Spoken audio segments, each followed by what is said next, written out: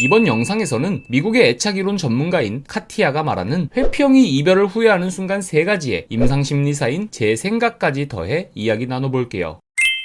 먼저 첫 번째로 카티아의 말에 따르면 회피형은 안전감이나 편안한 감정을 다시 느끼고 싶을 때 이별을 후회하고 다시 돌아오는 경우가 있다고 하는데요. 이 의견을 제가 조금 보충하자면 회피형은 대부분 본인만의 시공간, 즉 본인의 바운더리가 상대에 의해 위협받을 때 이별을 선택합니다. 쉽게 말해 이별을 하는 이유가 본인만의 영역을 확보하기 위함이죠. 그래서 회피형은 이별 직후에는 굉장히 홀가분해하는 경우가 많아요. 그토록 지키고 싶어하던 본인의 안전기지가 더 이상 위협받지 않기 때문이죠. 그래서 상대 입장에서는 어떻게 벌써 저러지 싶을 정도로 평온해 보여 억울하기도 하죠. 그러나 그들 역시 사랑과 애정을 원하는 똑같은 사람인지라 결국에는 다시 외로움과 불안함을 느끼기 마련이고, 이런 감정을 느낄 때 회피형은 이별을 후회하게 됩니다. 이어서 카티아가 말하는 회피형이 이별을 후회하는 순간, 두 번째는 영어 속담으로 표현을 했는데요. 다른 쪽의 풀밭이 항상 더 푸른 것은 아니다는 것을 느낄 때 회피형은 이별을 후회한다고 합니다. 쉽게 말하면 더 좋은 사람이 있을 거라 판단해 이별을 선택했지만 막상 겪어보니 그렇지 않다는 걸 깨달았을 때 회피형은 이별을 후회한다는 거죠. 이 부분은